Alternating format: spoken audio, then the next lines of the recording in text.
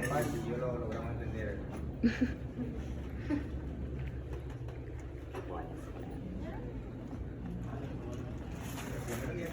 Como debe ser.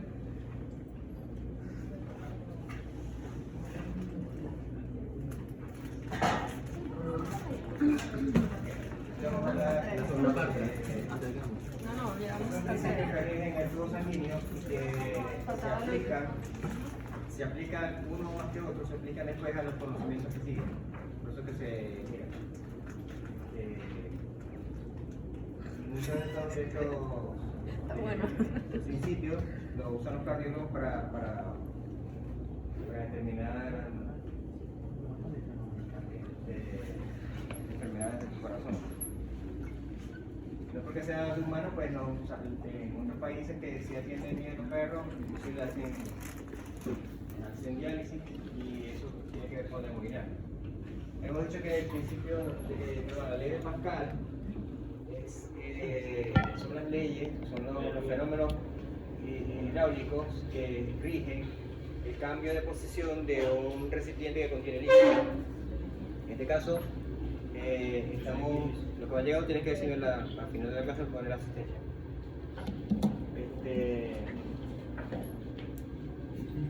En este caso, el recipiente que contiene el líquido es el animal, nosotros como seres vivos, y el líquido es la sangre. Entonces, como somos un recipiente que contiene un líquido, más o menos ese líquido se rige por las leyes de la hidráulica. Habíamos dicho que cuando una partícula está ubicada en un líquido, esa partícula el líquido ejerce presión sobre ella y ella ejerce presión sobre el líquido. Y esa presión viene en todas direcciones. O sea, el líquido ejerce presión sobre ella y ella ejerce presión sobre el líquido. Cuando se comparan dos partículas y las dos partículas están en posición igual, las presiones que soportan esas partículas y las que le dan al líquido son iguales. O sea, eso ocurriría con una persona acostada o con un animal de cúbito lateral, donde la sangre toda está más o menos en el mismo nivel. Cuando estamos nosotros acostados o el perro está de cúbito lateral, la sangre, cualquier parte que tomamos del sistema circulatorio no está muy alto o diferente de la otra. Pero cuando está de pie, entonces la partícula que está más alta soporta menos presión que la que está más baja, la que está más alta tiene una columna menor de líquido encima de ella y la que está más baja tiene una columna mayor encima de ella. Entonces la que está más baja soporta más presión o tiene más presión porque tiene que también aguantar todo el peso de este líquido, que este peso es producto de la gravedad. Y mientras esté más alto, hay más columna de líquido, ese columna de líquido pesa más por efecto de la gravedad. Eso es lo que pasa, como dijimos ayer, con los submarinos que se meten en las fosas esas que son de hay oscuridad, tienen que tener muy reforzado todo porque la presión es tal que un humano no soportaría. Un humano creo que soporta como hasta 5 o 6 metros, creo. Lo que entrenado. Lo que no estamos entrenados, la otra vez se me ocurrió meterme en una playa por allá en Barranquilla, en Cartagena, se me ocurrió meterme y quedé de buzo ahí. Casi se me explotan los oídos cuando bajé me tiré de Yacustó, de Francuerpo. El otro principio que habíamos visto es el gasto teórico. Decíamos que el gasto teórico era la velocidad en que va la sangre desde el principio desde la cantidad de sangre que sale por la aorta a la cantidad de sangre que entra por las venas, por la aurícula derecha o izquierda. Okay. Si nosotros sabemos que es el gasto cardíaco, algunas veces se le puso la palabra gasto, pero sabemos que es un volumen. Entonces, el gasto cardíaco es un volumen de sangre que el corazón emite en un minuto, por lo tanto es como en un minuto. Nosotros también medimos la frecuencia cardíaca, entonces sabemos cuántos latidos produce el corazón, cuántas eyecciones de sangre produce el corazón en un minuto. Si sabemos cuánto produce el corazón en una sola eyección, en un solo latido, lo multiplicamos por la frecuencia cardíaca y nos da el gasto cardíaco. ¿Se acuerdan? Ahora, el gasto teórico se calcula dividiendo esto por lo que tiene un minuto. O sea, un minuto tiene 60 segundos. Entonces, esto lo dividimos, este litro lo pasamos a mililitros y este minuto lo pasamos a segundos. Lo dividimos a si está tantos mililitros, cuánto por segundo. Nos da cuánto es la velocidad de la sangre en el circuito total. O sea, la velocidad de la sangre en el circuito total es 83.3 ml por segundo. Como decía ayer, que cuando hablamos de un líquido, la velocidad de un líquido se mide en unidades de litros de volumen sobre tiempo. Eso lo hace hasta el alcalde, ¿verdad? Cuando dice, no, que recuperamos tu ley, recuperamos no sé cuántos litros por segundo. Estamos hablando de velocidad de velocidad de líquido. La velocidad de un líquido, de un tubo, se mide en litros por volumen por segundo. O sea, a esa velocidad circula la sangre en nuestro cuerpo en promedio. O sea, si medimos desde que sale el corazón hasta que vuelve a entrar, circula a 83 ml por segundo.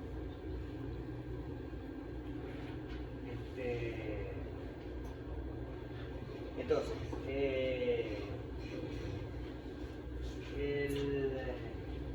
podemos calcular, de tal manera podemos calcular cuánto es la velocidad en cada segmento, porque la velocidad del segmento, de cada segmento de vascular, va a depender del área vascular total.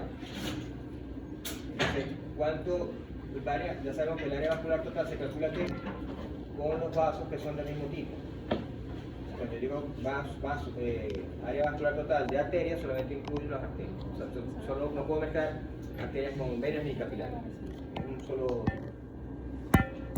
Entonces, se calcula la velocidad por segmento, se calcula esto que acabamos de decir, que es el gasto teórico, entre el área de ese circuito.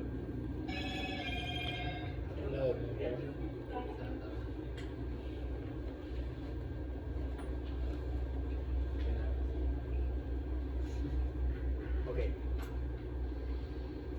Entonces decíamos que yo puedo calcular cuál es la velocidad del flujo de la aorta, qué velocidad tiene la sangre en la aorta, si yo divido el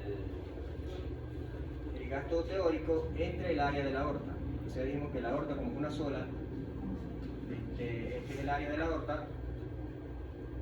Entonces yo digo que la velocidad en la aorta es de 30 centímetros por segundo.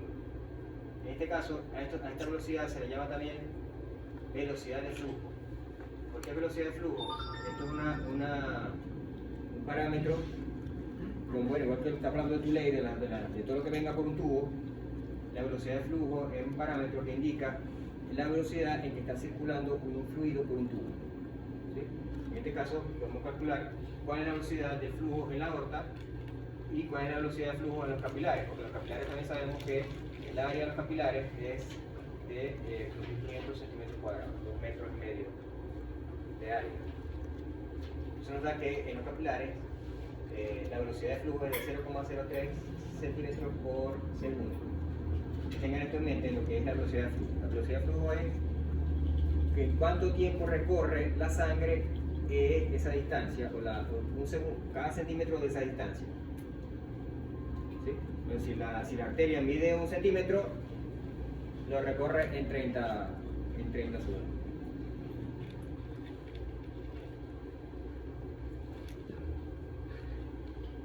Bien, el teorema de Bernoulli lo que habla es de las energías que necesita la sangre para circular por los vasos sanguíneos, o por cualquier tubo. Entonces, la energía total del sistema que se requiere para circular es igual a la suma de diferentes energías que se expresan en ese sistema. Entonces, ¿qué energía se expresa en un fluido que va por un tubo? Energía cinética, energía de presión lateral, energía contra la resistencia y la energía hidrostática. Entonces, la energía cinética es la que la que provee el corazón para empujar la sangre. La energía cinética, la energía del movimiento. Esa la provee el corazón. Cuando el corazón se para, ya no hay más energía cinética, la sangre ya se detiene. Pero la sangre no solamente fluye hacia adelante, sino que fluye también hacia los lados. Entonces, eso es lo que se llama la energía de presión lateral, o sea, la energía que usa la sangre cuando va circulando, no solamente hacia el frente, sino que también circula hacia los lados. La energía contra la resistencia, habíamos dicho que la resistencia a un paso de fluido es cuando el fluido choca con las paredes, ¿verdad? Igual hablamos ayer del ejemplo de un carro, cuando el carro va circulando embollejado y de pronto se recuesta a la baranda lo frena, porque la baranda le hace una fuerza contraria a la circulación del carro, lo frena. Entonces, esa es y para el carro poder seguir circulando, aunque esté pegado a la baranda, tiene que acelerar más de como venía cuando venía libre. O sea, tiene que ejercer más fuerza cuando está pegado a la baranda que si el carro viene por el medio de la vía, para poder circular a la misma velocidad. Y la energía hidrostática es todo lo que ejerce la presión de todos los componentes que hay ahí. O sea, que como es un líquido, el mismo líquido ofrece presiones entre el mismo líquido. Esa sería la fórmula de la teoría de Bernoulli, habla de todas las energías que hacen falta para que circule la sangre por los vasos. Lo otro es la ecuación general de flujo. Entonces, cuando un fluido circula por un tubo, hay que tener varias cosas. Primero, el tubo circula el líquido circula a una velocidad que ya la hemos hablado, ¿verdad? Que se llama flujo. Entonces, la velocidad con que va la sangre por aquí es uno de los factores que interviene en la ecuación general. Lo otro es la presión, ¿verdad? Para que un líquido pase de aquí a aquí, tiene que haber una presión. Si no agarran la crema dental, ¿verdad? Y ustedes van a hacer que quieren salir, que la crema dental salga por el gotito. ¿Qué hacen? Presión. Entonces ustedes hacen presión de este lado y la crema sale por el otro lado. O sea que para que un líquido salga por el extremo de un tubo, tiene que haber una presión por el otro lado. Entonces esta presión tiene que ser mayor que la de este lado. De esta manera yo hago presión aquí y el líquido va a circular por el tubo. Eso es la presión, pero más que todo la presión es que haya una diferencia de presión, porque si yo agarro la crema dental y la exprimo por dos lados, ¿me va a salir por el huequito? Solamente si hay una diferencia de presión, o sea que yo exprimo por aquí, que hay presión alta, y aquí al lado no hay presión, el fluido, en este caso la crema dental, va a salir por el lado de menos presión. Entonces, si yo tengo presión igual de los dos lados, no va a haber circulación del líquido. Y lo otro es lo que acabamos de decir, o sea, lo que seguimos repitiendo, lo vamos a seguir repitiendo a lo largo de la clase, que es muy importante, es la resistencia que ofrece el vaso sanguíneo, en este caso las paredes de un tubo, de cualquier tubo, a la circulación del líquido por el tubo. Siempre el líquido que esté por el centro del tubo no va a tener resistencia porque no choca con las paredes, pero el líquido que está circulando pegadito al tubo, pegadito a las paredes del tubo, por el lado adentro, las paredes del tubo lo van a tender a frenar. Y también depende de la textura de la pared, ¿no? Por ejemplo, tener una pared que sea rugosa ofrece más resistencia, una pared que sea lisita ofrece menos resistencia. Engrasadita, ¿verdad? ¿Cómo pasa? Sí, vamos a seguir cayendo en eso toda la clase. Bueno, ya sabemos que el flujo sanguíneo tiene que ver con el movimiento de la sangre, y ya hablamos de que el flujo sanguíneo es lo que entra, lo que sale del ventrículo izquierdo, es la misma cantidad de sangre que le cae por la aurícula derecha, y que está contenido, eso es el flujo sanguíneo por todo el cuerpo, y que está contenido, la mayor cantidad de sangre está contenido en las venas, alrededor de un 80%, sacando la sangre que está en el corazón y sacando la sangre que está hacia los pulmones. El circuito mayor está contenido el 80%, contando solamente el circuito mayor, el 80% de la sangre está en las venas, el 15% en las arterias y el 5% está en el lecho capilar, ¿no? Pero cuando hablamos de flujo de sangre, hacemos, la sangre está en movimiento. Esto lo vamos a ver más adelante. Esto es para acordarles de que cuando yo hablo de flujo sanguíneo, no solamente digo que el flujo sanguíneo se debe a que el corazón lo bombea. O sea, sí se debe a eso, pero el corazón hay un momento que no bombea, ¿verdad? Porque está en un sístole, bombea, hace presión. Y está en diástole, ya no hace presión porque ya se relajó, pero la sangre se sigue moviendo. Porque la sangre, aunque el corazón no se sigue moviendo, el corazón ya no sigue presionando, la sangre sigue fluyendo. Porque la aorta recibe parte de esa presión, la acumula, y cuando el corazón deja de latir, ella suelta esa presión y se le aplica a la sangre, como la liga, ¿verdad? Tiene una liga, y cuando la suelto, la liga se regresa. Entonces la sangre, cuando el corazón bombea, hace dos veces de estirar la liga que están en la aorta. Cuando el corazón suelta, ya deja de presionar, la liga se devuelve y esa presión de la liga sigue presionando la sangre para que se mueva. Eso vamos a ver, también lo vamos a repetir más adelante. Bueno, esto es lo que estamos hablando de la crema dental, ¿verdad?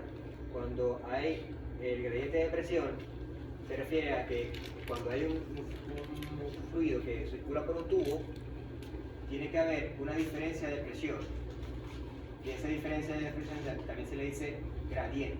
Cuando yo hablo de un gradiente, es porque hay una cosa más alta y una cosa más baja. Hasta el tobogán que se tiran los niños, ¿no? Cuando en el parque, tiene un gradiente de gravedad.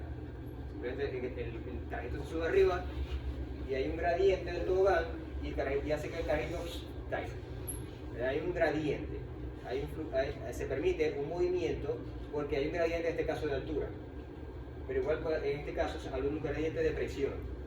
O sea, hay un sitio donde hay una presión más alta, el carrito subido, y en el otro sitio hay una presión más baja, hay un gradiente. Bien. Entonces, ese gradiente también se le llama delta, como el símbolo delta, que es como, no sé si le pusieron al COVID, le pusieron al final ese también, el COVID delta. Pusieron todas las letras griegas menos la chi porque viene de chi. Entonces, la delta es como un triángulo. Entonces, cuando ustedes ven un delta por ahí en cualquier ecuación, significa que hay un gradiente. Bien, entonces siempre va a fluir desde donde hay mayor presión hacia donde hay menor presión, por eso, es un gradiente. Ok, pero resulta que hacia dónde está el punto de más presión en un vaso sanguíneo, hacia el lado que está más cerca del corazón.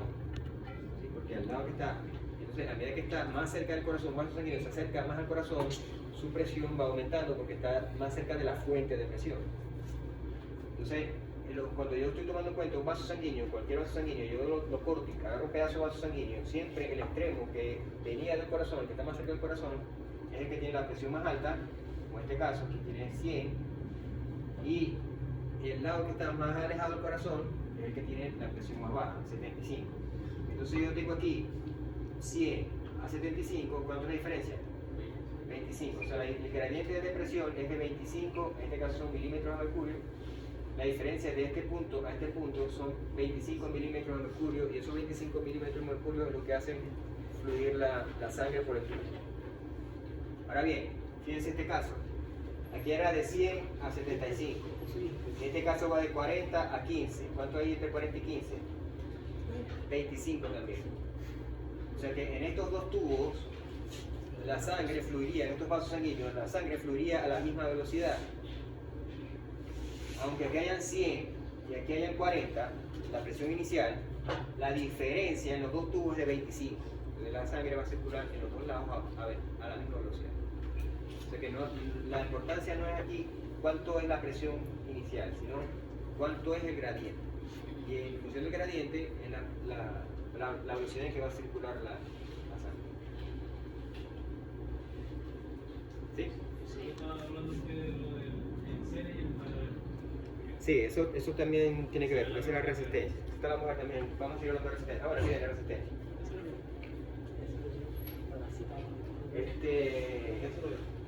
La resistencia, ya lo repito otra vez, la resistencia es la fuerza que le da la pared del tubo, en este caso la pared, a la circulación de la sangre que va pegada a la pared. ¿No? Entonces, mientras haya el centro de la sangre, el centro del tubo, del vaso sanguíneo, sea más grande, hay más sitio libre sin chocar con la pared. Mientras el vaso sanguíneo, el tubo, sea más finito, hay menos espacio libre en el centro y hay más cantidad de sangre chocando con la pared. En ese caso, ¿cuál sería el tubo de más resistencia? ¿El ancho o el finito? El fino. El que tiene menos diámetro o menos radio es el que produce más resistencia.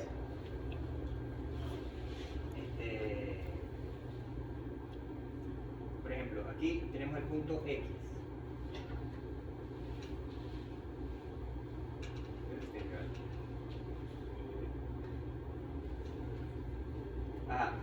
Siempre la resistencia se va a oponer al flujo. Me acuerdo cómo era esa forma.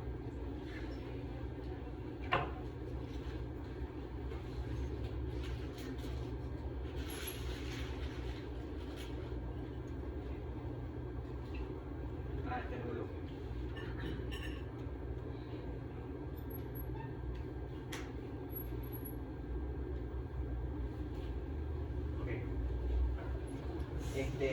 Esto sí, aquí esta porción no corresponde a esta lámina. Ahorita le explico qué quiere decir eso. Ajá, cuando el flujo va por el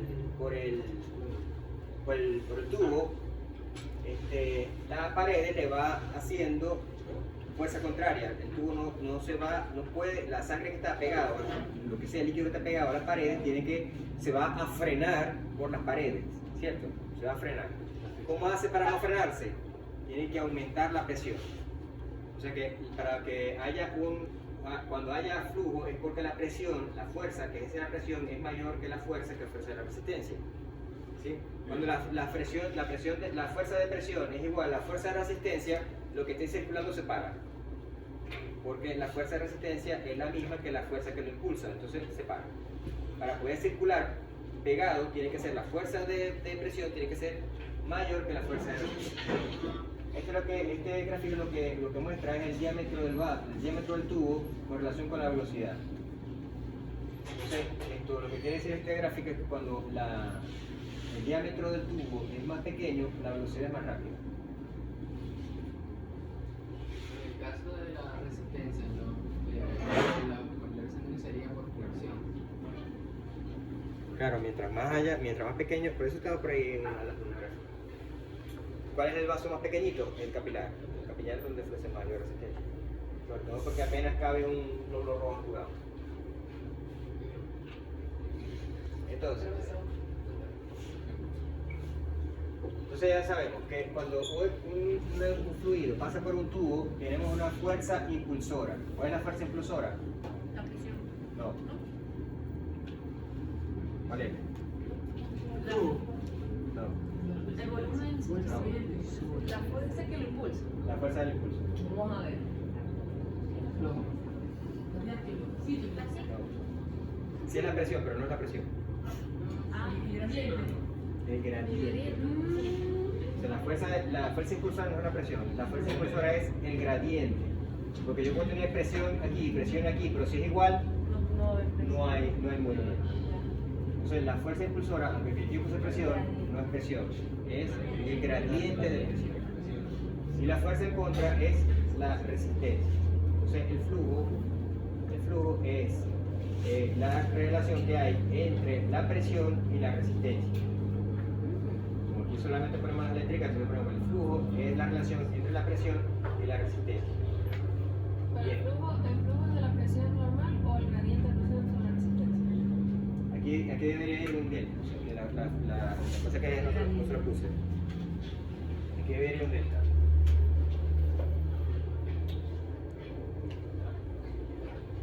Ahí sí. La gradiente de presión sobre la resistencia.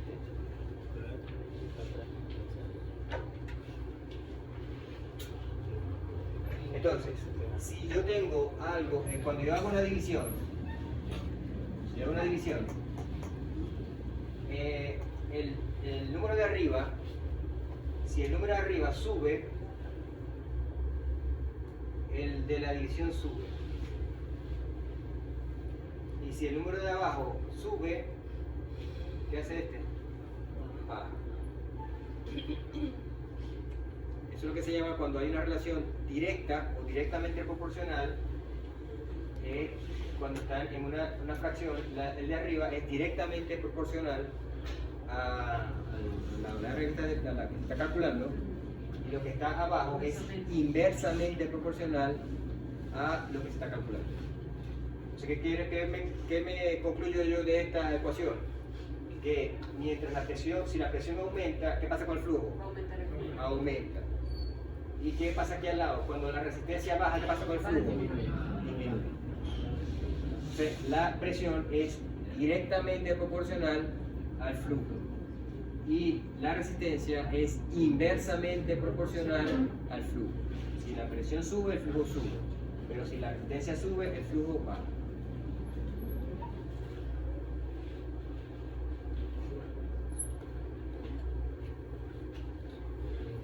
Ok.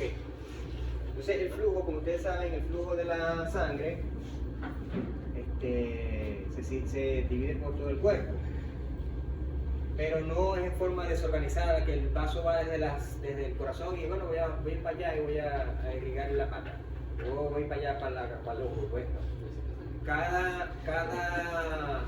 Desde se origina la aorta, está originando los circuitos vasculares. Y cada circuito vascular va a tener la importancia de los órganos que irrigan. Esos son los circuitos. Y cada circuito de esos vasculares se considera un circuito en paralelo. O sea, tiene una arteria que le llega, la arteria se subdivide, luego esa sangre llega a capilares, los capilares se regresan y sale una sola vena. O sea que hay una vena, por ejemplo la ilíaca, y hay la vena ilíaca. O sea que hay un retorno venoso, así como va el retorno arterial, se devuelve el retorno venoso. Eso se considera un circuito en paralelo.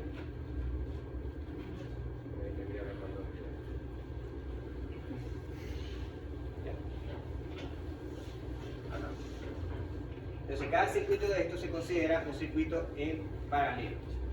¿Cuáles son los principales circuitos en paralelo? Tenemos el más importante es el circuito que va hacia el cerebro, porque ya este circuito con no funcionar ya no funcionan los demás. Con haber muerte cerebral ya no funcionan los demás circuitos. Entonces uno de los más importantes es el circuito paralelo del cerebro. Pero tenemos los otros, tenemos la de la piel, el corazón, el músculo esquelético, el de los riñones, el del hígado y de todo el resto de órganos digestivos. Tenemos esto básicamente que todo los 5 litros por minuto que expulsa el corazón, ¿verdad? Como gasto cardíaco, en inglés es output. Yo no sé por qué tradujeron output como gasto. Bueno, en realidad sí es como gasto, pero si trabajas en una empresa o en la casa, ¿no? El output de lo que vas a gastar en esto. Aquí está diciendo algo como expulsión o salida o como. Bueno, lo pusieron auto, lo tradujeron como. Así Sabrina, que es como auto. Ok, entonces. Vamos a ver. Si este es el corazón, la sangre que gusta al corazón, tenemos los dos circuitos, ¿verdad? Tenemos el circuito menor y tenemos el circuito mayor que sería el resto de los subcircuitos vasculares. Entonces, si esto es así, sabemos que el corazón, por toda la sangre que va para el pulmón, el 100% va al pulmón y el 100% se regresa al corazón. Ahí no hay ninguna distribución, va 100% al corazón y 100% cae en el ventrículo izquierdo. Esto es del ventrículo izquierdo, cae, del derecho cae a la aurícula izquierda. ¿Sí? El 100% de la sangre pasa, que más o menos son 5 litros, porque el corazón izquierdo bombea la misma cantidad de sangre que el corazón, sea que el ventrículo izquierdo bombea la misma cantidad de sangre que el ventrículo izquierdo, eso lo dijimos la clase pasada. O sea, igual los mismos 5 litros que bombea por minuto el corazón izquierdo o el ventrículo izquierdo, son los mismos 5 litros que bombea el ventrículo derecho. Bien. Entonces esta sangre, estos 5 litros que bombea el ventrículo izquierdo, se distribuye de esta manera: 15%, aproximadamente 15% al corazón, 5% a la irrigación del propio corazón, o sea, por las arterias coronarias, 25% al tracto digestivo, 25% a los riñones, 18% más o menos al músculo esquelético, al músculo como tal, y 7% al hueso, o sea, suma 25, músculo esquelético, y 5% a la piel. Entonces, si nosotros sabemos cuánto es el gasto total, gasto teórico de la sangre, podemos calcular, según este porcentaje, podemos calcular cuál es el flujo de cada circuito. Sabemos que este circuito, por ejemplo, si es el 15%, tiene 0,70, o sea, pues el corazón le debe llegar 700 ml de sangre por minuto para mantenerse vivo. Si baja de ahí, o se desmaya o se muere, 700 o 750 ml por minuto. Igual, podemos calcular cuál es el volumen, litros por minuto, que le llega a cada componente, a cada circuito en paralelo. ¿Sí? Eso se mide, sí. O sea, las personas que están enfermas de la circulación le miden cuánto está llegando a través del ultrasonido con un Doppler, le miden aquí ven cómo el Doppler hace ver el flujo de sangre en la arteria, este es en el hígado, creo. Si me acuerdo, no saqué eso. Entonces, eso que está ahí en colores es el flujo de sangre que está llegando por una arteria. Entonces, para poder medir si hay un órgano que está falto de sangre, ellos le hacen un ultrasonido a la persona, le hacen un ultrasonido y le miden el flujo sanguíneo a ese subcircuito paralelo. Bien. ¿Eso cambia? Sí, puede cambiar. Hay causas por las cuales la cantidad de sangre que le llegue a un órgano cambia. Entonces, una de las causas, que es la que más se estudia, es el ejercicio. El ejercicio, ¿dónde se requiere sangre si la persona o la animal está haciendo ejercicio? En los músculos, ¿verdad? La sección muscular. Entonces, los músculos se requiere una redistribución del flujo para favorecer la irrigación del músculo. Entonces, ¿qué hace el cuerpo para aumentar la irrigación del músculo? Le baja la irrigación a otros órganos. Claro, no le va a bajar la irrigación al cerebro, pero a otros órganos le baja la irrigación para favorecer la irrigación hacia el músculo. Entonces, ¿cómo hace eso? Hay dos tipos de redistribución, la relativa y la absoluta. La relativa es porque del total de sangre se le asigna menos sangre a ese tejido. O sea, claro, con el aumento, con el ejercicio, por ejemplo, siempre se toma como ejemplo el ejercicio, con el ejercicio también aumenta la frecuencia cardíaca. Ustedes corren de aquí a la esquina y llegan por el corazón, eso es aumento de la frecuencia cardíaca. Eso quiere decir que el gasto cardíaco, como es el gasto cardíaco, es expulsión de sangre por minuto, y ahora su frecuencia cardíaca es mayor por minuto, ¿qué pasó con el gasto cardíaco? Aumenta. Aparte también que el simpático hace que aumente la fuerza de contracción y por tanto también aumenta la cantidad de sangre que expulsa el corazón por cada latido. Entonces, por las dos vías, tanto por el aumento de la frecuencia como por el aumento de la frecuencia con la presión. La contracción, lo que se llama inotropismo, ¿verdad? Lo vimos en la primera clase, el corazón expulsa más sangre y hay más gasto cardíaco. Fíjense que un gasto cardíaco en reposo, que dijimos que era de 5 litros, en un humano pasa de 20 a 30 litros por minuto. El corazón bombea de 20 a 30 litros por minuto cuando estás haciendo un ejercicio intenso, ¿no? Que vas caminando, o sea, el ejercicio, la intensidad o el cambio va a depender de la intensidad del ejercicio. Porque vas a caminar, vas a pasar a un gasto cardíaco de 20 litros. Pero si haces pesas o estás haciendo un maratón, se te va a subir el gasto cardíaco a 20 litros por minuto. O sea, hay dos tipos de redistribución, la redistribución relativa y la redistribución absoluta. La redistribución relativa se refiere a que los órganos que no son importantes, por ejemplo la piel, en el caso de ejercicio, la piel es importante. Entonces, ¿qué hace el organismo? Reduce la cantidad de sangre que le llega a la piel. ¿Cómo lo reduce? Utilizando unos esfínteres que están ubicados en la trama de capilares. Los capilares no son arterias que están simplemente que pasan de un lado a otro, sino que tienen relaciones entre sí, como ven aquí. Estas relaciones entre sí, ¿cómo se llaman? ¿Se acuerdan? De histología y de anatomía. Redes capilares. Sí, pero ¿cómo se llama este vasito que te... Anastomosis. Entonces, estas anastomosis hacen que los capilares sean como unas redes. Entonces, pero los capilares tienen una arteria, como decir, principal, una arteria principal, que es la que le provee la sangre a la malla capilares. Y estas arterias, antes de llegar al capilar, tienen un esfínter. Y ese esfínter tiene músculo liso. Ya dijimos ayer que los músculos lisos responden solo ¿a qué? Para contraerse.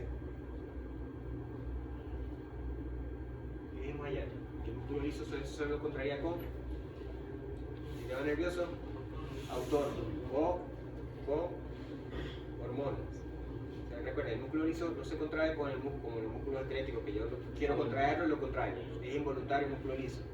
Si el músculo liso solamente responde al sistema nervioso autónomo, el simpático y el parasimpático, sobre todo al simpático, el parasimpático a veces no hace nada, y responde a hormonas, a sustancias.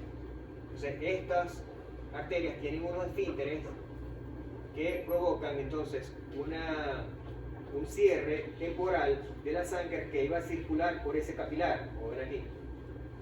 O sea, aquí la sangre estaba en reposo, la piel, por ejemplo, supongamos que la piel tenía su red capilar.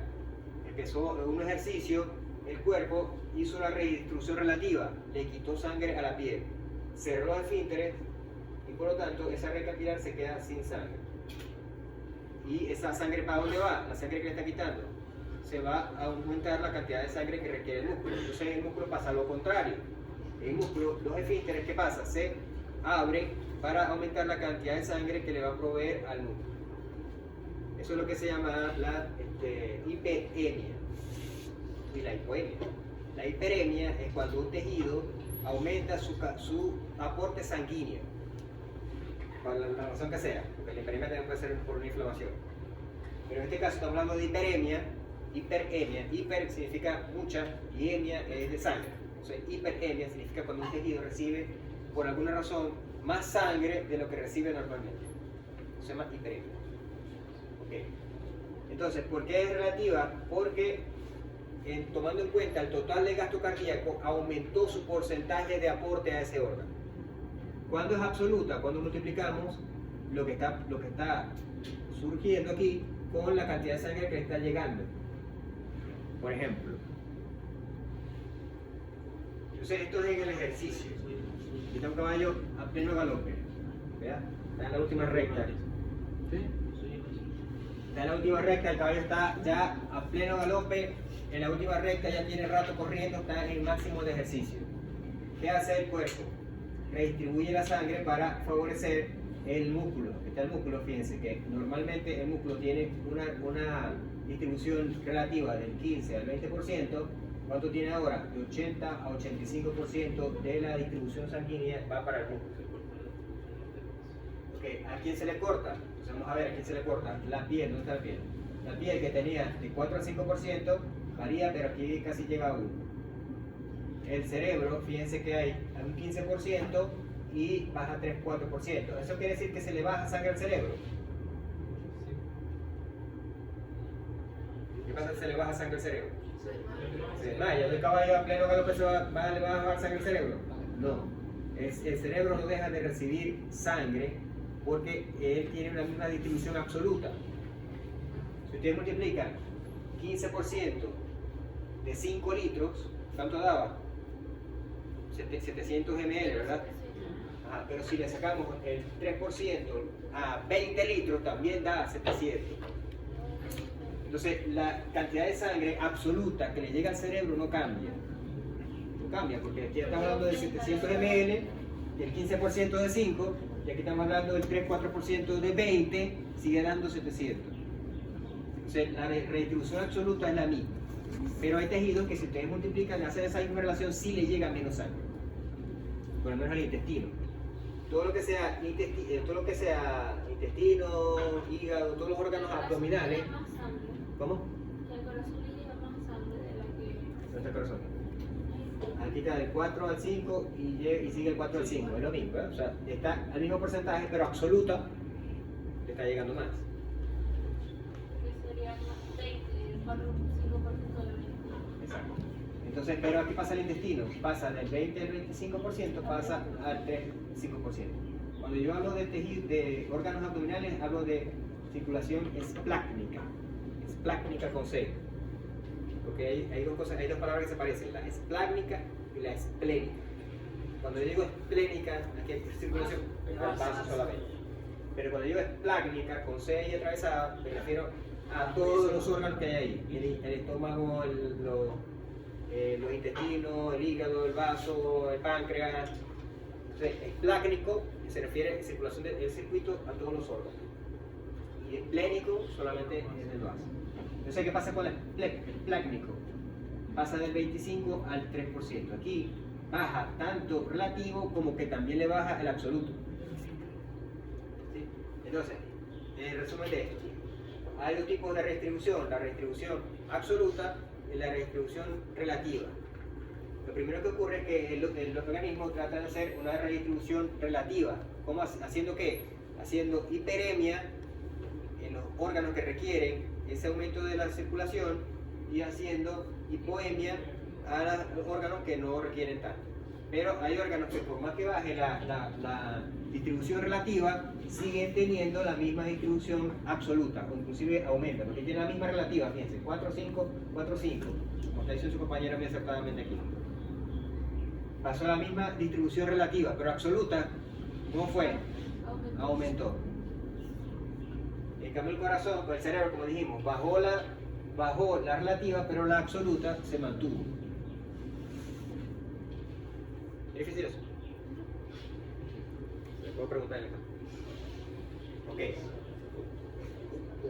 Entonces, fíjense, estos son los carros que vienen por la autopista. Y resulta que este carro va pegado a la baranda. Y entonces, ¿qué le pasa con la baranda? La baranda le va ofreciendo resistencia. Y ese carro se va retrasando. Entonces, este flujo, cualquier líquido que fluya por un tubo, fluye así sea agua, melaza, cualquier tubo. Cualquier líquido que fluya por un tubo, fluye de esa manera, lo que se llama el flujo laminar. Pero va a depender de la viscosidad del líquido, que tanto se acelere en el centro y se retrase en los extremos hacia adelante. Entonces, ese flujo se llama flujo laminar. Ese flujo, por lo menos aquí, o sea, los líquidos que van por un tubo nunca circulan así. No le pareciera que circulan así, ¿verdad? No se lo imaginan que prende la manguera y sale el agua, va a salir así, toda derechita. No. El agua, la que está en el centro, sale más rápido que la que está pegado a la manguera, por lado dentro. Eso se llama flujo laminar. Eso también explica por qué el balón cuando ¿cómo se llama el tipo ese?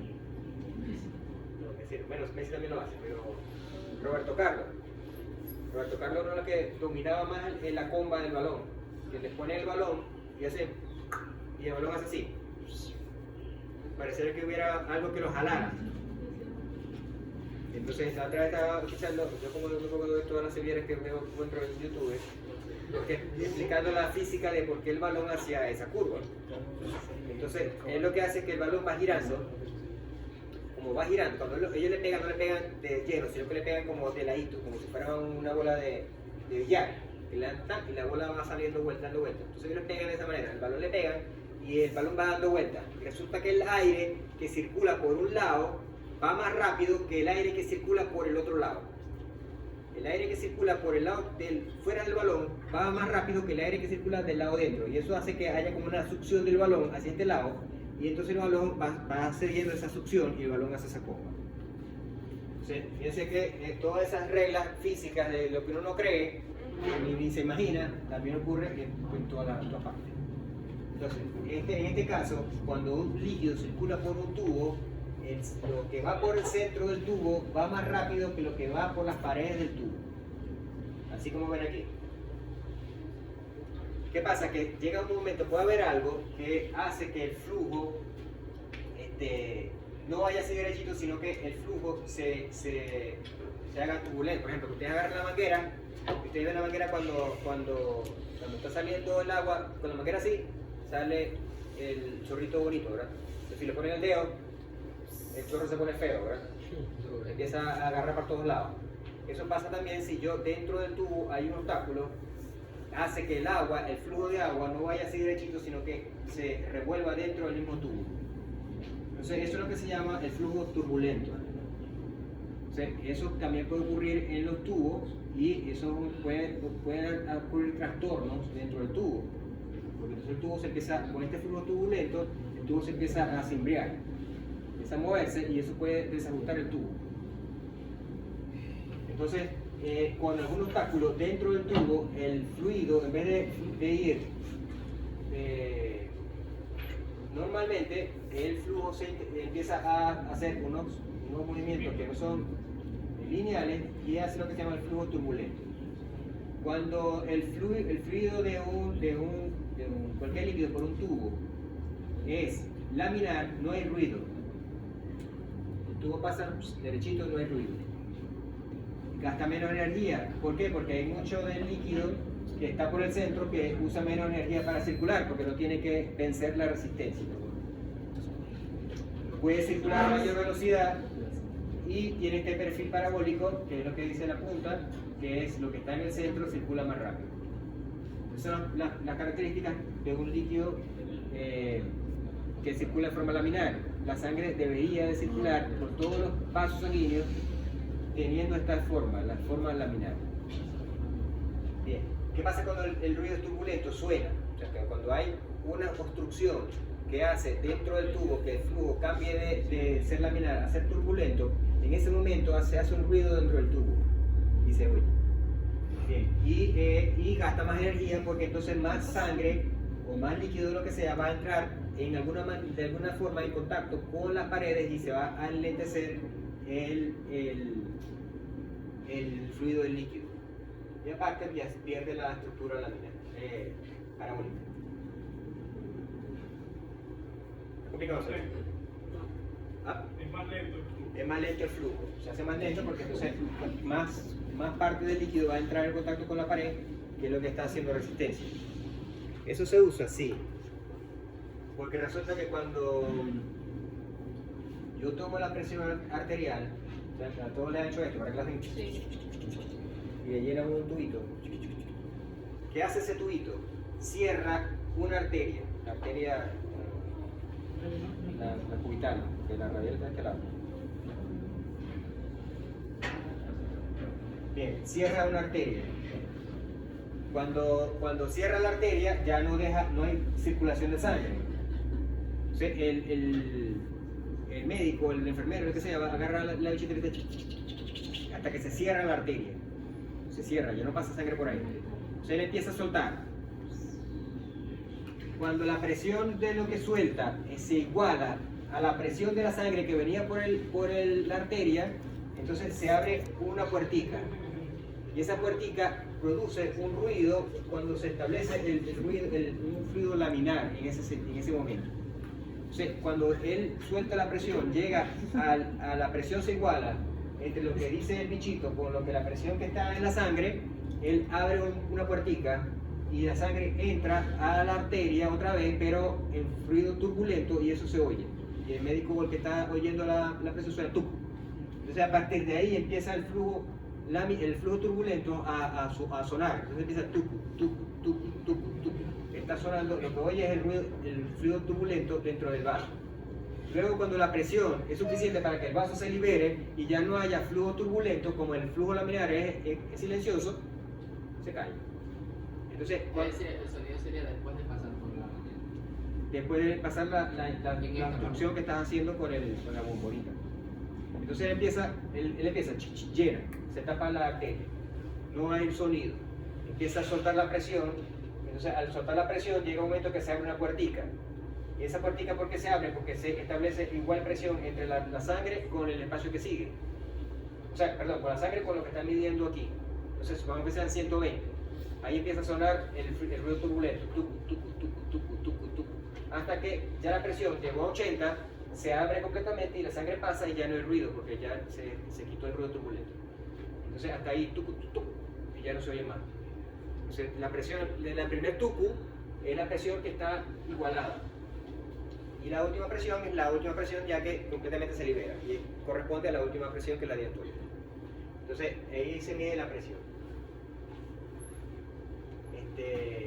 Pero ¿qué pasa? Que las arterias deben circular todo el tiempo libre. Entonces, hay dos formas de crear el fluido turbulento. Ya dijimos la primera, que es de fuera. Si yo del lado fuera, yo presiono una arteria, le creo flujo turbulento en lo que sigue después de la presión. Pero la otra forma de crear fluido turbulento es cuando la obstrucción está dentro de la arteria. Si por alguna razón se crea una obstrucción dentro de una arteria, después de la obstrucción se crea un flujo turbulento y luego, bueno, sigue. Pero aquí se crea un flujo turbulento después de la obstrucción. Cuando se produce una obstrucción en una arteria, con lo que se llama la ateroesclerosis. O sea, la ateroesclerosis es un endurecimiento de la arteria producto de una capa de grasa que se acumula por debajo del endotelio, haciendo que se forme una bolita en el endotelio y haciendo entonces que se forme lo que acabamos de ver. O sea, la grasa se acumula por debajo del endotelio y forma estas bolitas. Y estas bolitas forman un fluido turbulento. O sea, esto se va creciendo hasta el momento que se obstruye completamente la arteria. Y entonces la persona, si esa arteria es una arteria coronaria, ese fluido turbulento va a ir dando así hasta que esto se tapa y se muere toda la parte del corazón. Eso es lo que sufre la persona obesa. Sí, y el que come come carne todos los días. Hay gente que come carne todos los días. Claro, eso es genético también. Esta formación de los ateromas es genético. Hay gente que come carne, que es gordo y dura 80 y 90 años. Pero hay más riesgo. Acuérdense que en medicina todo es riesgo. ¿Cómo te aumenta el riesgo de tener cáncer de pulmón? Si fumas.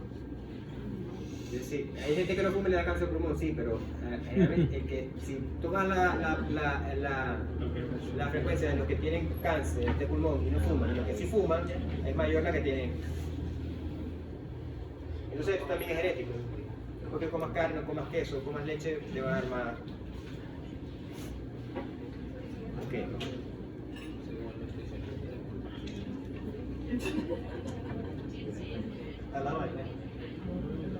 Okay, el problema del flujo turbulento en la sangre es que activa, sin querer, el flujo turbulento activa el proceso de coagulación sin que haya un daño epitelial, un daño endotelial. Parece que, bueno, se lo vamos a ver en la siguiente clase, pero que les decía ayer que la forma de que se active el proceso de coagulación es porque hay un daño endotelial y el endotelio en ese caso se hace procoagulante.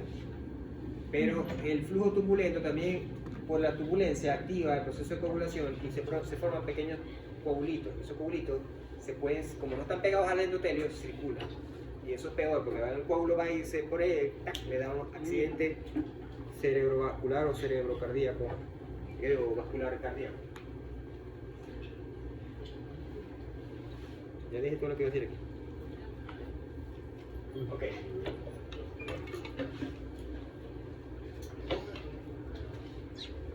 Bien, entonces se supone que el corazón, la sangre, debe circular por todas las arterias, por todas las capilares y las venas, debe circular de forma laminar. No puede formar flujo turbulento. O sea, la forma de formar flujo turbulento, ya dijimos que son dos, ¿verdad? O por que haya presión externa, ¿verdad? O que haya un obstáculo interno. Hay una tercera forma, que es por velocidad.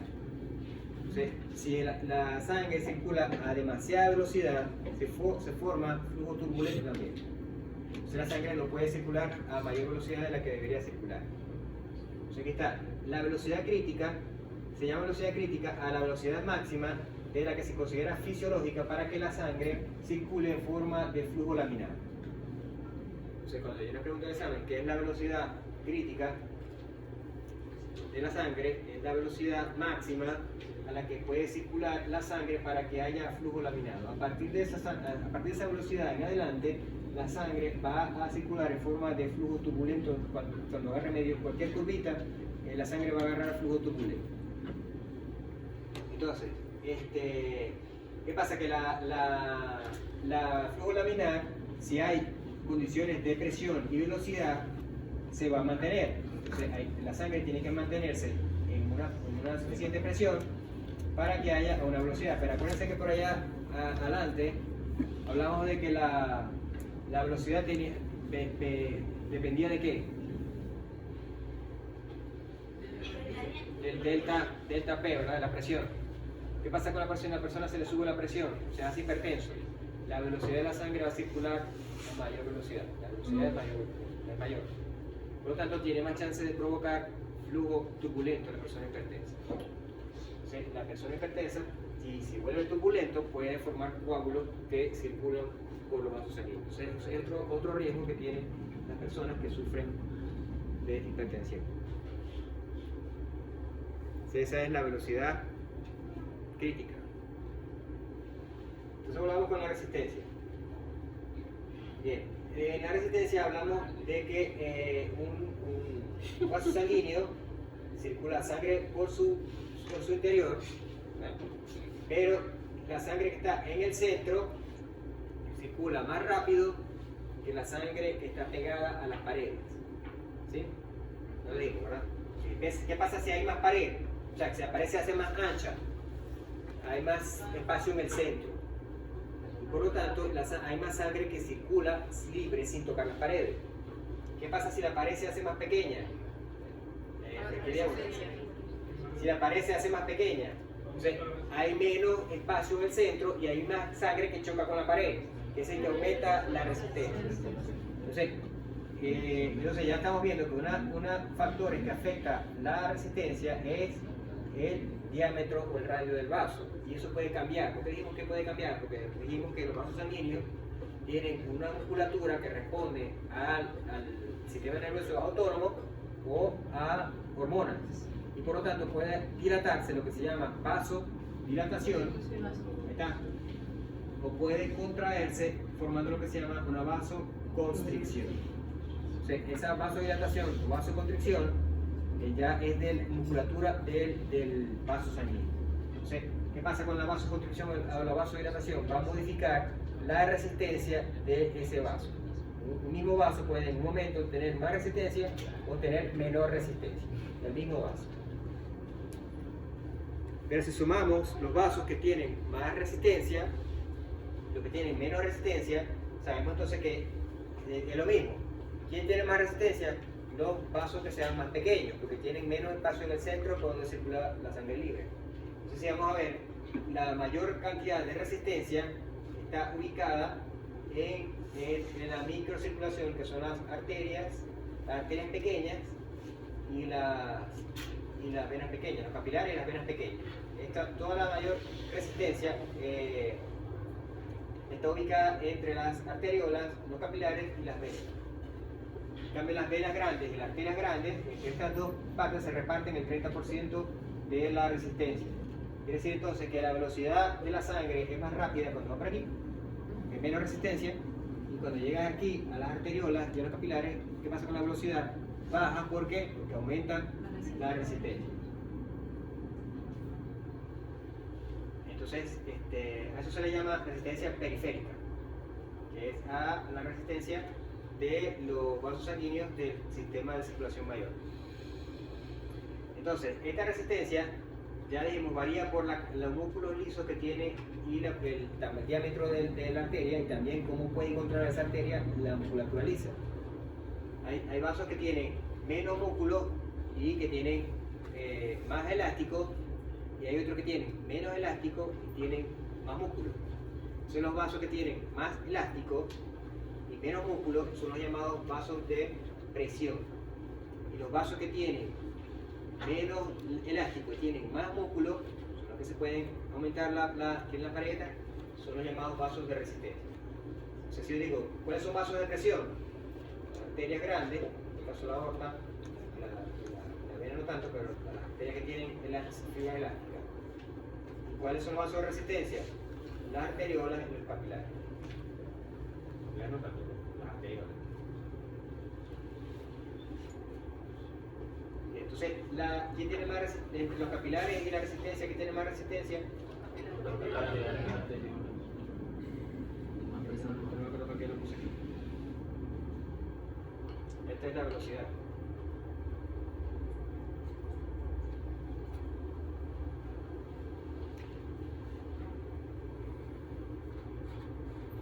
Entonces volvamos a los circuitos vasculares. Cuando yo tengo un circuito vascular, que es lo que estamos hablando, ¿verdad? Que tiene un vaso sanguíneo más pequeño, ese circuito tiene una resistencia mayor. Pero ese circuito que tengo un vaso más grande tiene una resistencia menor. Entonces esto para el cuerpo es más eficiente distribuir la resistencia que hacer una arteria que vaya al riñón y que la misma arteria sale al riñón y vaya al hígado y que del hígado vaya al cerebro, ¿no? Sería una arteria, la misma arteria que irrigue órgano y órgano. Para el cuerpo es más resistencia a eso que hacer distribuir los circuitos en lo que ya están los circuitos. Se distribuye la resistencia. La resistencia es el inverso de cada uno y por lo tanto la resistencia se reparte.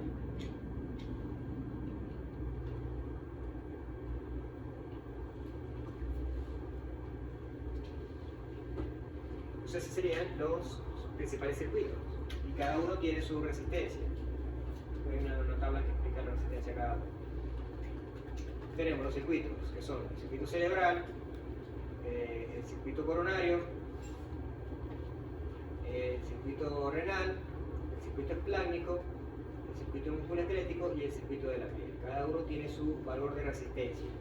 ¿Y de qué va a depender el valor de la resistencia? Del diámetro del vaso sanguíneo que llegue a ese circuito.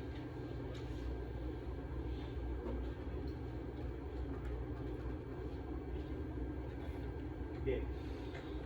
Entonces hemos dicho que el flujo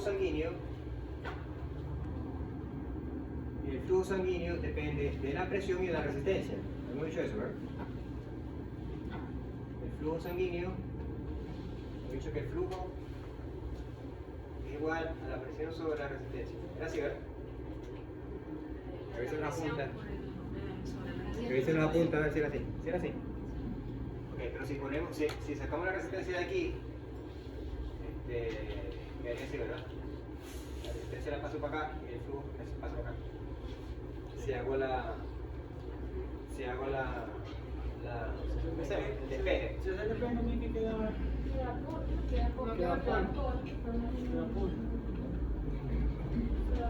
Bueno, pero yo paso uno para allá en por, después lo vuelvo a pasar para acá, vuelvo a pasar a dividir. Entonces, si yo hago una fórmula de resistencia, haciendo el despeje de ahí, me queda que es la diferencia entre la presión sobre el flujo. O sea que estoy despejando, estoy invirtiendo, o sea, que la presión y la puse para acá y la resistencia, la misma forma, vimos ahorita, pero simplemente hice despeje. Me queda que la resistencia es igual a la presión sobre el flujo. Pero ¿de qué depende el flujo? El flujo depende de muchas cosas. Primero de la presión inicial y de la presión final, que es la diferencia de presión, ¿verdad? Igual que la resistencia. Bien, pero también depende del radio del vaso. También depende, que habíamos dicho que el vaso más pequeño, la sangre circula más rápido. ¿Sí? También habíamos dicho de la longitud del vaso, bueno, también depende de la longitud del vaso y también depende de la viscosidad de la sangre. Todos estos factores van a afectar la velocidad de la sangre, o sea, el flujo. Bien, la presión inicial, la presión final, ¿de qué depende? Del corazón. La presión la manda el corazón y de la aorta que recibe y tal. Pero hay estas otras dos componentes de la ecuación, el radio y la longitud, estos dos componentes dependen del vaso sanguíneo. Y esta viscosidad depende de la proporción de la sangre. Tenemos tenemos tres factores por los cuales puede afectarse la resistencia. También la presión, el radio del vaso, la longitud y por la viscosidad de la sangre. esa ecuación tiene un nombre por ahí raro, no me acuerdo. O sea, como pocillo. Entonces, vamos a ver los factores vasculares. Los factores vasculares dijimos que era la longitud y el área de la ecuación. O sea que en este caso, como hicimos un despeje allá, nos quedaría que la resistencia es la longitud que quedaría arriba y el área quedaría abajo. Eso es el despeje que está aquí. O sea, este despeje que está aquí significa eso. Pero no voy a explicarle matemática ni cómo se despeja porque ni yo me acuerdo cómo es. Entonces, la cuestión es que ese despeje, eso de ahí, se simplificó. O sea, se cambió por los factores que componen cada uno y se acomodó toda la fórmula. Y toda la fórmula resultó ser así. Que la resistencia de los factores vasculares, la resistencia queda arriba, la longitud queda arriba y el área queda abajo. Bien. ¿Por qué la longitud puede afectar la resistencia? Vemos aquí tres tubos. El tubo A, el tubo B y el tubo C. Bien. ¿Qué tubo tiene más resistencia? Obviamente el tubo más largo. ¿Por qué? Porque por más tiempo circula el líquido. Eso quiere decir que el tubo tiene más chance de hacer fuerza en contra del líquido que fluye. Entonces, por lo tanto, la resistencia es directamente, como dijimos, lo de arriba es directo, ¿verdad? Entonces, la resistencia es directamente proporcional a la longitud del vaso. Mientras más largo sea el vaso sanguíneo, es más largo, más largo. O sea, mientras más largo sea el vaso sanguíneo, la resistencia es mayor. O sea, ¿quién tiene más resistencia? ¿Un vaso sanguíneo largo o un vaso sanguíneo corto? No largo. El vaso largo tiene más resistencia. Bien. Y por lo tanto, el tubo que tenga más resistencia ofrece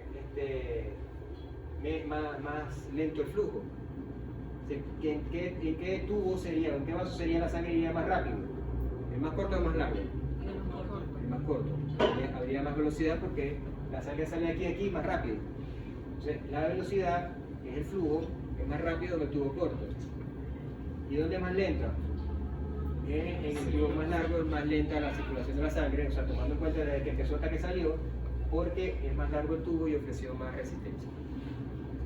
Entonces, la resistencia es directamente proporcional. Mientras más longitud, más resistencia.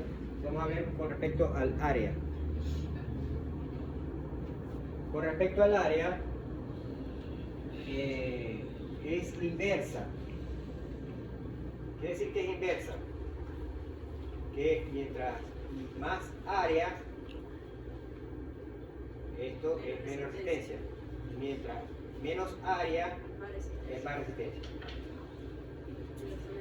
Es inverso. Entonces, ¿qué quiere decir? Que el vaso de menos área, que es decir, el vaso más pequeño, ofrece más resistencia. Mientras el vaso sea más grande, ofrece mayor resistencia. ¿Sí? Entonces aquí tenemos un vaso fino, un vaso más gruesito y otro más gruesito. Fíjense la velocidad de flujo. Una velocidad de flujo mayor en el más grueso. Entonces, en el vaso más grueso hay menos resistencia y por lo tanto el flujo es mayor, o sea, la velocidad de circulación es mayor. Entonces, el área del vaso es inversamente proporcional a la resistencia. Y hay vasos que pueden controlar eso. Hay vasos que pueden controlar su diámetro.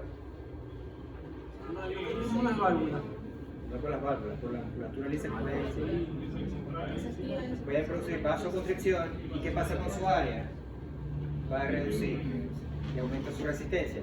El vaso sanguíneo, cuando se dilata, aumenta su área, por lo tanto disminuye la resistencia, porque es inverso, ¿verdad? Okay. Deja ese hombre quieto, Dios mío, por qué tanto.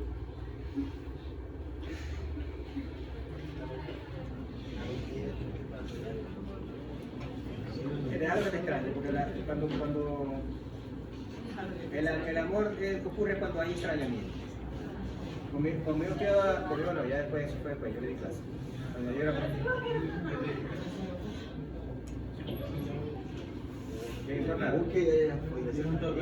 Contra que no llegue al carro mío.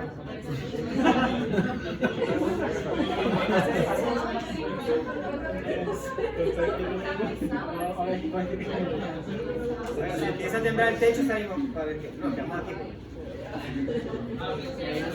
Llegamos todos llegamos todos al país de la maravilla.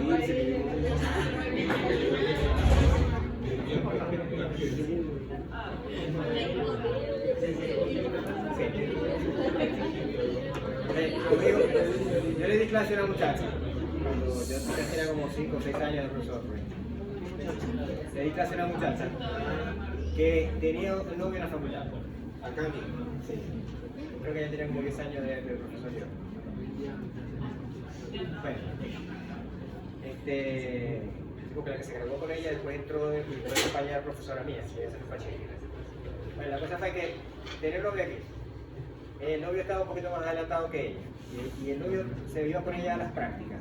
Venía a las prácticas y después se venía para acá. O sea, el novio no estaba viendo las clases con ella y se iba para las prácticas de ella. O sea, no es que estaba viendo esa materia. Se iba con él. De aquí se iban para su casa. Y todos los días se planaban.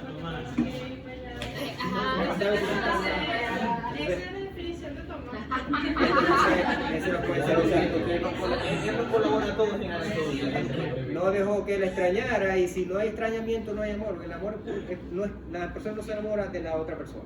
La persona se enamora de lo que ella piensa, de la imagen que se hace de la otra persona. Por eso es que hay gente que se enamora de unos coños que dicen, ¿cómo que le vio ese tipo? ¿Qué vio? ¿Qué le? Eso hay que extrañar.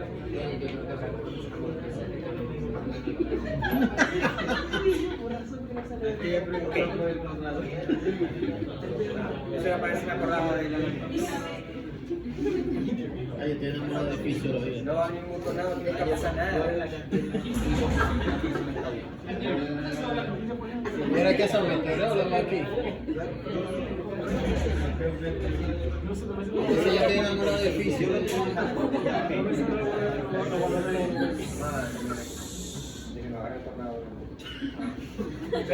Decíamos que había un factor vascular, el factor vascular y un factor sanguíneo. El factor sanguíneo es la viscosidad. Entonces, la viscosidad es directamente, aquí se pone arriba, la viscosidad es directamente relacionada con la resistencia. O sea que mientras la sangre sea más viscosa, hay más resistencia al flujo. Eso igual, ahora si ustedes pasan por un tubo agua, el agua pasa. Pero si pasan por un tubo melaza, como decía ayer, si pasan por un tubo melaza, ¿verdad? La melaza va fluyendo poco a poco. Entonces, aparte es porque las paredes van parando la melaza. Entonces, mientras más viscosa sea la sangre, hay mayor resistencia.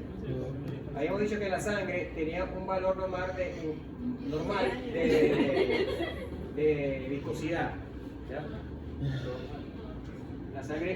La sangre iba aumentando su viscosidad y había un valor normal de viscosidad, todo tiene un valor normal de viscosidad, que es un poquito más del agua. Entonces, ¿qué pasa si sube la viscosidad? O sea, ¿qué pasa cuando ocurre o por qué ocurre un aumento de viscosidad? ¿Qué es lo principalmente que hay en la sangre que aumenta la viscosidad? Dijimos los glóbulos rojos. Entonces, en la medida que aumenta la cantidad de glóbulos rojos en la sangre, aumenta su viscosidad. Y en la medida que disminuya la cantidad de glóbulos rojos de la sangre, disminuye su viscosidad. Entonces, una sangre más diluida circula más rápido por las arterias que una sangre que está más concentrada, o sea, que tiene más glóbulos rojos. O sea, que la persona que tiene anemia, si se acuerdan que esto era un hematocrito, ¿qué era el hematocrito? Te bañé. El hematocrito era como sigue siendo, ¿verdad? Hasta donde yo sé, que cuando yo centrifugo la sangre, hay una centrífuga que le da mucha vuelta, los glóbulos rojos se van hacia abajo y arriba queda el plasma o el suelo, dependiendo de que sea la sangre. Bien, el hematocrito debe quedar un poquito por abajo de la mitad hematocrito y la otra parte de plasma. Si yo agarro, centrifugo una sangre y me queda así, ¿qué pienso yo? Que tiene muy pequeña cantidad de glóbulos rojos. Eso se llama como anemia. Es el hematocrito del 30%. Cuando la persona está pálida y hace un hematocrito tiene 30%, ya sabe, la palidez es porque tiene anemia. Y hay personas que, por lo contrario, se la pasan descansadas. Es porque parecía paradójico, ¿verdad? Algo paradójico es que algo que parece que es mejor, pero resulta que es peor. Porque resulta que una persona que tenga un hematocrito más alto, supongamos 60 o 70, yo digo, no, tiene más glóbulos rojos, le debería llegar más oxígeno a los tejidos. Pero lo que pasa es que la sangre es más viscosa y la sangre se enlentece, entonces pasa los efectos contrarios. Está consumiendo más líquido, hay menos líquido. Claro, entonces como hay más, el sangre está más viscosa, la sangre circula menos rápido y le llega menos oxígeno a los tejidos. O sea, es paradójico, pero es así. Aparte el corazón tiene que bombear más, la gente esas personas se la pasan como alteradas, entonces tienen que estar donando sangre. Tengo creo que la profesora Chepina tenía eso, no sé todavía lo tendrá. Era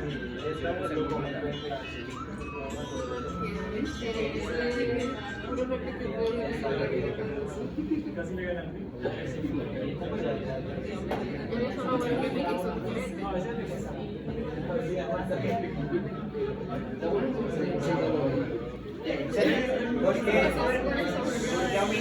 ¿Por qué aumenta la resistencia cuando aumenta la viscosidad? Bueno, aquí está este ejemplito. ¿Qué pasa cuando la sangre... Ya pasó el Fernando. ¿Qué pasa cuando la sangre tiene anemia? Los glóbulos rojos están más separados entre sí, porque hay más agua entre ellos. Si los glóbulos rojos pasan por los sanguíneos, más fácil. Si la resistencia baja. Pero ¿qué pasa cuando hay... ¿qué es el tema? Hematocrito. Lo digo ahorita, ¿no? Hipovolemia. No leo. Policitemia. Ajá, entonces, ¿qué pasa cuando hay policitemia? Los glóbulos rojos están muy apretujados entre sí y por lo tanto, al pasar por un capilar, están más apretados y producen más resistencia al paso. Entonces, por eso que nosotros tenemos otro componente que afecta la resistencia al paso de la sangre, que en este caso es la viscosidad, y es directa. ¿Qué quiere decir que es directa? Que si aumenta la viscosidad, aumenta la resistencia.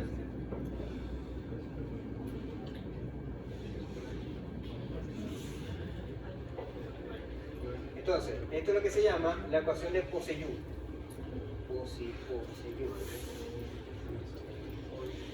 Esta ecuación donde la resistencia depende de la viscosidad, de la longitud y del área, también de la presión, pero también sobre todo de la viscosidad, de la longitud y del área, es lo que se llama la ecuación de Posselló. Se mide, sí, hay una forma de medirlo.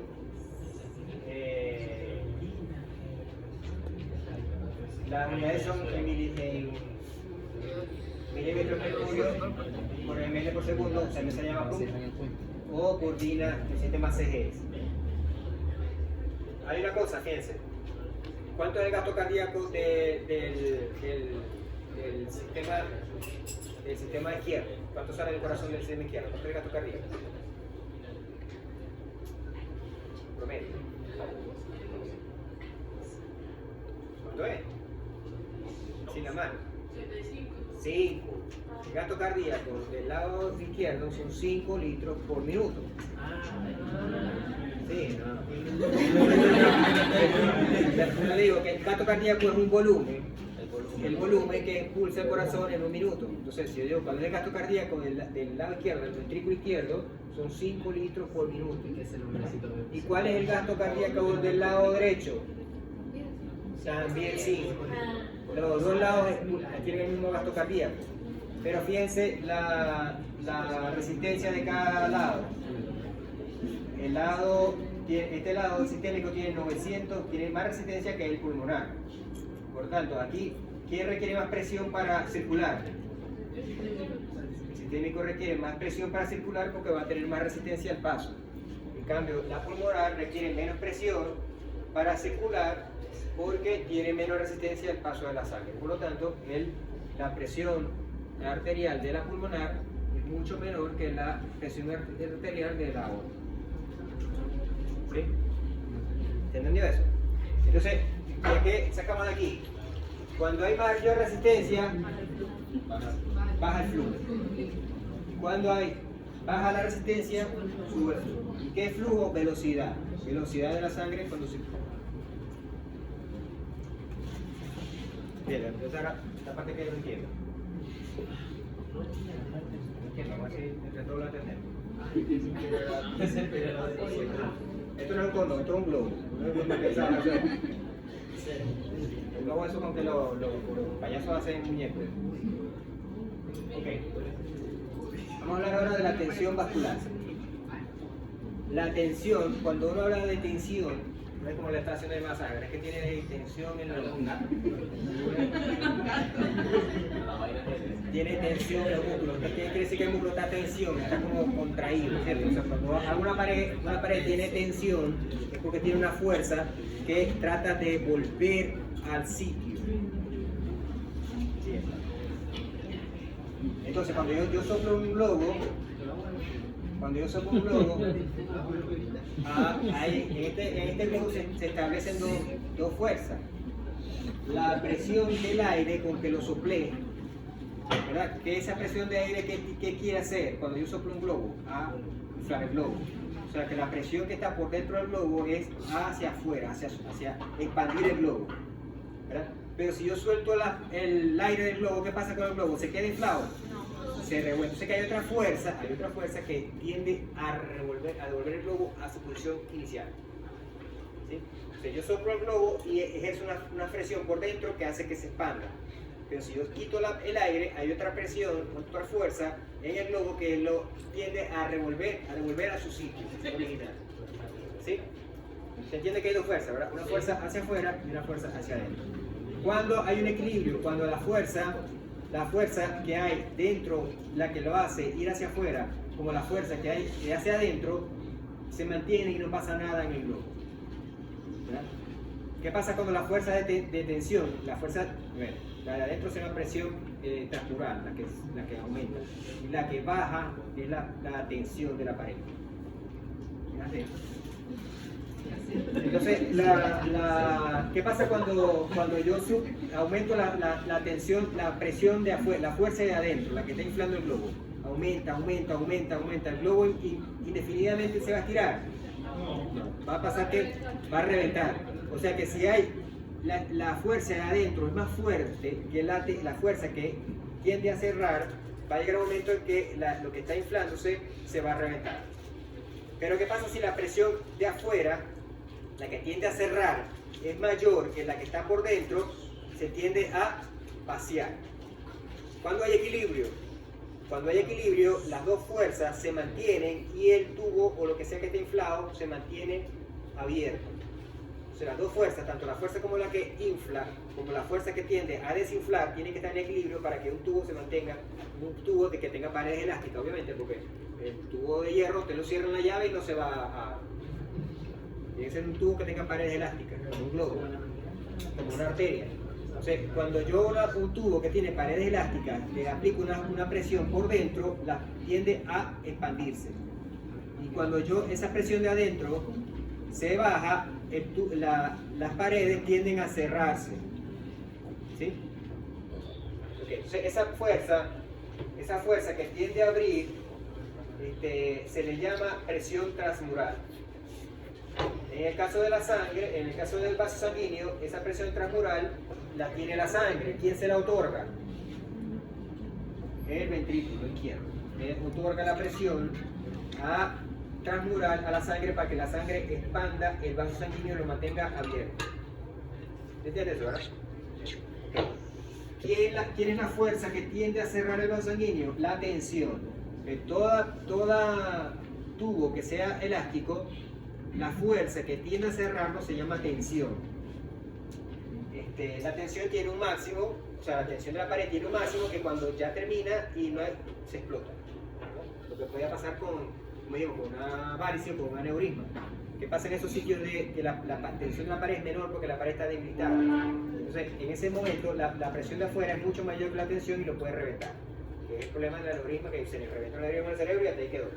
Un muchacho que estaba conmigo se murió de eso. Ahí la cantante que canta Gloria, también se murió de eso. Laura Brani, ese es de mi tiempo. Bueno, hay gente que le gusta la música vintage.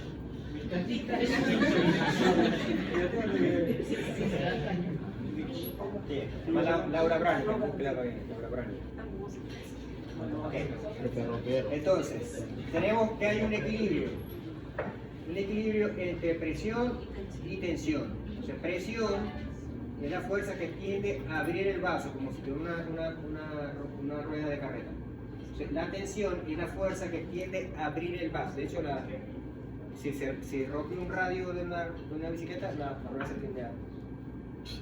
Entonces, la presión es la fuerza que tiende a abrir el vaso. Y la tensión es la fuerza que tiende a cerrar el vaso. O sea, cuando usted le diga, no, yo voy a medir la tensión, no le tiene que decir, no sea bruto. No vas a medir la tensión, porque la tensión es la que cierra el vaso. Tú vas a medir la presión, que es la que abre el vaso. La presión que abre el vaso es la que viene del corazón. El corazón no va a querer cerrar los vasos. El corazón manda la presión a la sangre y esa presión que tiene la sangre abre el vaso. Y esa es la presión que te vas a medir, no te vas a medir la tensión. Porque la tensión es la que cierra. Entonces cuando le digan, mueve la tensión, sí, bruto, eso no se llama tensión, se llama presión. Si que se llama la tensión, eso no se llama tensión. Eso no es tensión, es presión. Ok, entonces, es diferente decir tensión que decir presión. Ya sabemos, la presión es de la sangre y la tensión es de la pared de la arteria o del vaso. ¿Por qué esa es hipertensión entonces? No sería hipertensión, ¿verdad? Bueno, hipertensión porque la tensión, le aumenta la tensión cuando la pared se dilata. Ok.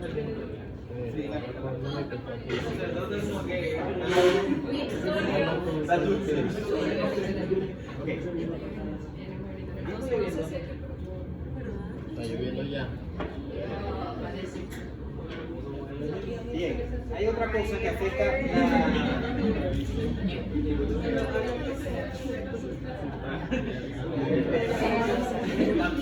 Como que azúcar. Entonces, la tensión. La tensión que la tensión. La presión y la tensión.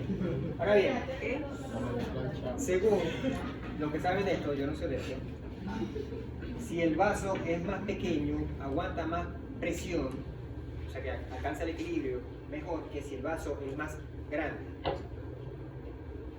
O sea, si un vaso sanguíneo que sea con las paredes, o sea que sea mientras más pequeño sea el vaso sanguíneo, aguanta más presión.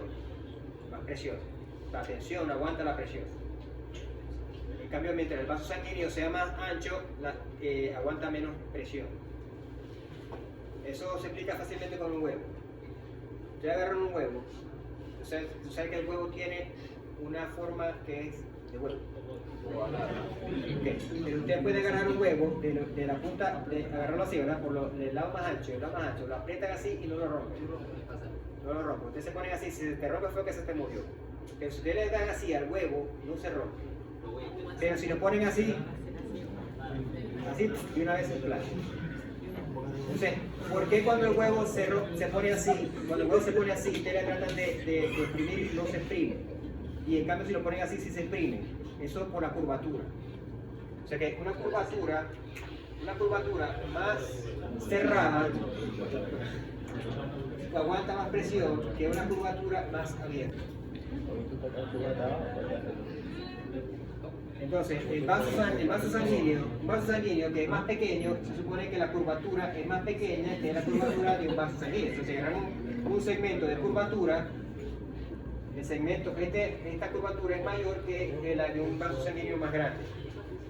Entonces, de la misma manera del huevo también es esto. O sea, un vaso sanguíneo más pequeño, mientras más pequeño sea el vaso sanguíneo, aguanta más presión. Por eso de la curvatura. Mientras más grande sea el vaso sanguíneo, aguanta más. Entonces, por ejemplo, por eso que los capilares no se rompen. Los capilares apenas tienen una pequeña capa de células y les llega presión y ellos no se rompen.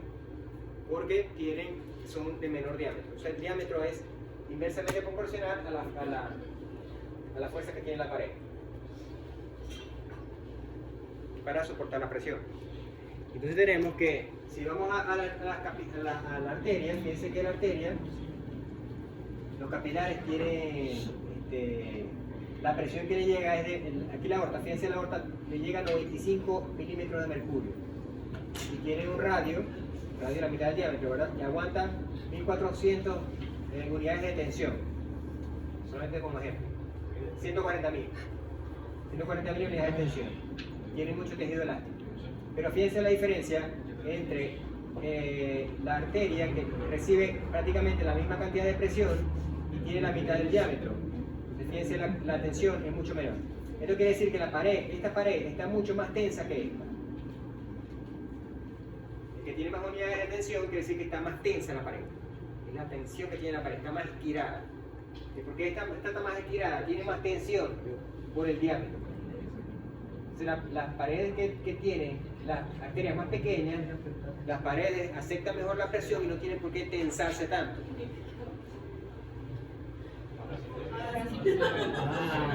Porque la fuerza, ¿qué está midiendo? ¿Qué es la tensión?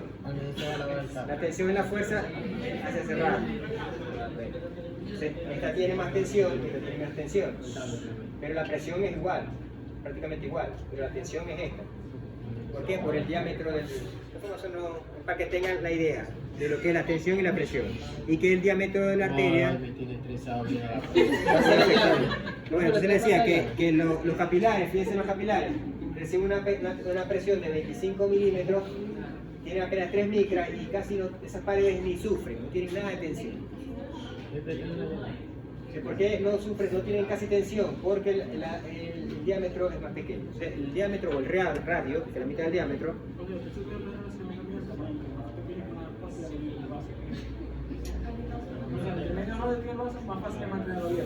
sí, más fácil, y entonces es menos presión por volverlo a cerrar. Todo es proporcional. Entre más pequeño el diámetro, más energía gasta. Pero en este caso es por una cuestión, por eso que, por ejemplo, con los arcos más grandes de las iglesias y tal, tienen que tener más fuerza mientras más ancho sea el arco.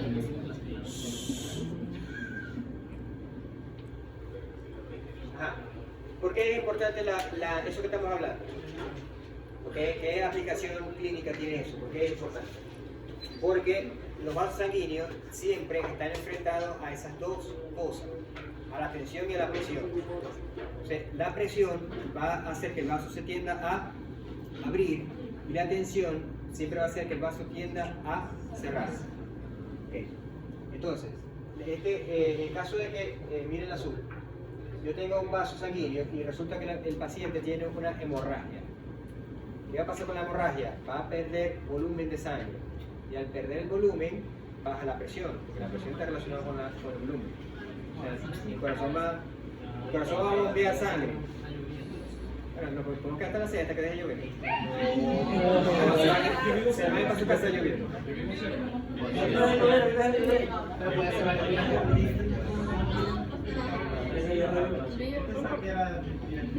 Entonces, cuando la presión de la sangre cae, bien sea porque hay una hemorragia o por lo que sea, el corazón está mal, no bombea suficiente presión, o no hay sangre, se perdió mucha sangre, una hemorragia, la presión sanguínea va a caer. Eso es lo que mide el apático.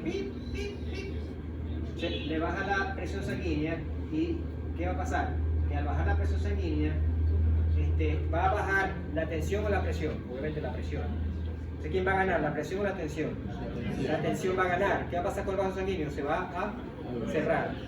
Y si un vaso sanguíneo se cierra, ¿qué pasa con los tejidos que dependen de ese vaso sanguíneo para que le llegue oxígeno?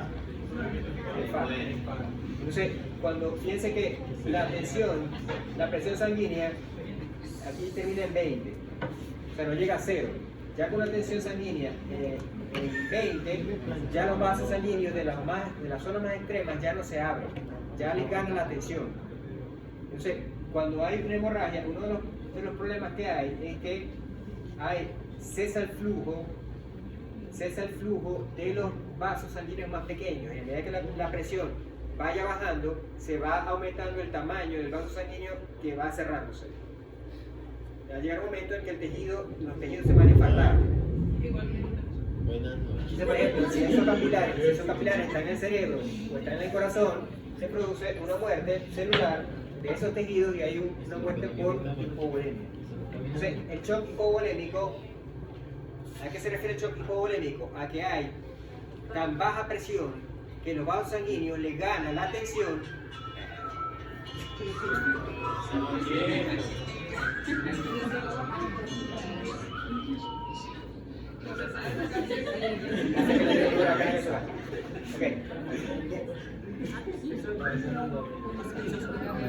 ¿cuáles son los órganos más que sufren principalmente por una hipovolemia, por una baja de la presión? Obviamente el cerebro, en segundo lugar el corazón, provocando un infarto, y en tercer lugar son los riñones. En los riñones es muy importante la presión para su funcionamiento. Si baja la presión, inmediatamente los riñones se detienen, y al detenerse los riñones por mucho tiempo hay un daño renal permanente, y la persona se recupera de ese shock hipovolémico, puede terminar con un daño renal permanente y provocarse entonces que tenga que estarse dializando. Entonces de ahí la importancia de que haya un equilibrio entre la presión y la tensión, y el equilibrio entre la presión y la tensión depende entonces de la presión arterial y obviamente de la tensión. Si hay un equilibrio entre los dos. Entonces, la presión es el que abre y la tensión es el que cierra. Otro punto es la capacitancia.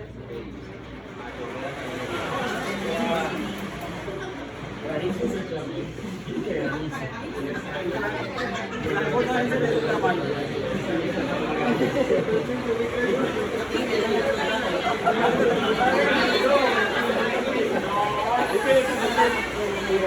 Carro hidrofóbico.